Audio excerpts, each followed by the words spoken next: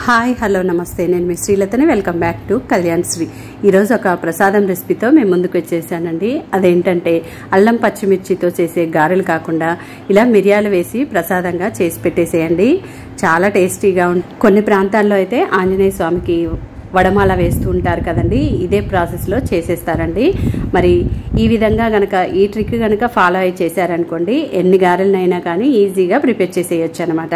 మరి ఆ ప్రాసెస్ ఏంటి, ఏ విధంగా ప్రిపేర్ చేసుకోవాలి అనేది వీడియోలోకి వెళ్ళిపోయి క్లియర్గా చూసేద్దామండి. ఫస్ట్ టైం కనుక మన ఛానల్ని చూస్తున్నట్లయితే తప్పకుండా సబ్స్క్రైబ్ చేసుకోండి. నచ్చినట్లయితే ఒక మంచి లైక్ కొట్టండి. అలాగే మీరు కూడా ట్రై చేశాక మీకు ఎలా కుదిరింది అనేది మంచి ఫీడ్బ్యాక్ని నాతో షేర్ చేసుకోండి.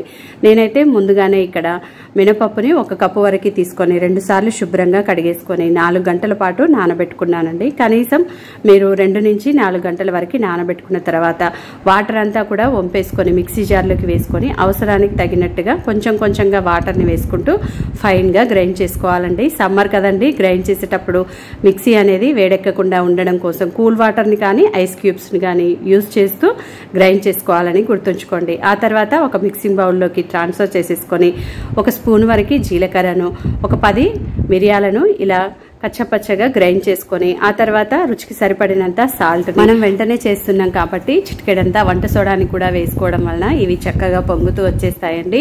ఇవన్నీ కూడా ఇక్కడ చూపిస్తున్నట్లుగా బాగా మిక్స్ చేసుకోవాలి. ఇలా బీట్ చేస్తున్నట్టుగా చేత్తోనే కలుపుకున్నట్లయితే మనకి గారెలు అనేవి ప్లఫీగా వచ్చేస్తాయండి. ఒక 5 to 10 మినిట్స్ వరకు బాగా మిక్స్ చేసుకోవాలని గుర్తుపెట్టుకోండి. ఇన్ కేస్ మీకు పిండి అనేది లూజ్ అయిపోయింది అనుకోండి, కొంచెం బియ్యం పిండిని యాడ్ చేసుకోండి. ఇలా గట్టిగానే ఉండాలండి బ్యాటర్ కన్సిస్టెన్సీ అనేది. ఇలా ఉండడం వలన ఆయిల్ కూడా తక్కువగా పీల్చుకుంటాయి. వడ అనేది ఈజీగా చేయడానికి ఇక్కడ నేను ఒక ట్రిక్ చూపిస్తానండి. ఇలాంటి చిన్న బాక్స్ మూత ఉంటుంది చూడండి, దాన్ని తీసుకొని దీనిపైన ఇలా క్లాత్ని పెట్టేసి ఇలా నీట్గా సర్దేసుకున్న తర్వాత ఈ కింది భాగానికి రబ్బర్ బ్యాండ్ని కానీ దారంతో కానీ గట్టిగా కట్టేసుకోవాలన్నమాట.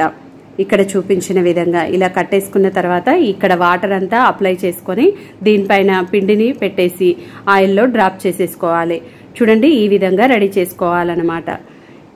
ఇలా ఎన్ని కావాలంటే అన్ని ఈజీగా ప్రిపేర్ చేసేసుకోవచ్చు అండి. ఆ తర్వాత డీప్ ఫ్రైకి సరిపడినంత ఆయిల్ని పక్కన వేడి చేసుకుంటూ ఆ తర్వాత ఇప్పుడు దీనికి వాటర్ని అప్లై చేసుకొని చేతిని కూడా కొంచెం వాటర్లో డిప్ చేసుకొని దీనిపైన ఇక్కడ చూపించిన విధంగా పిండి ముద్దను పెట్టేసుకొని మళ్ళీ ఒకసారి వాటర్లో డిప్ చేసి మధ్యలో హోల్ పెట్టేసి ఇప్పుడు దీన్ని తీసుకొని వెళ్ళేసి ఇలా ఆయిల్లోకి స్లోగా డ్రాప్ చేసేసుకుందాం. ఇంతేనండి, ఈజీగా వచ్చేసింది కదా.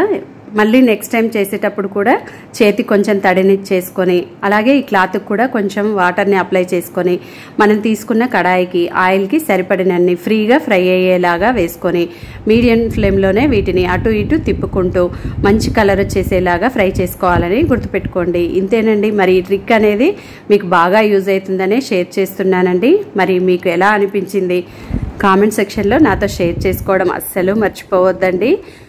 అలాగే మీరు కూడా ట్రై చేశాక ఎలా కుదిరిందనేది కూడా మంచి ఫీడ్బ్యాక్ని నాతో షేర్ చేసుకోండి. ఇంతేనండి, ఆయిల్ని తక్కువగా పీల్చుకుంటూ చక్కగా రెడీ అయిపోయి ఈసారి కనుక ప్రసాదంగా చేసేటప్పుడైనా ఊరికే తినడానికి చేసుకునేటప్పుడైనా ఈ ట్రిక్ని ఫాలో అయిపోయి చేసేయండి.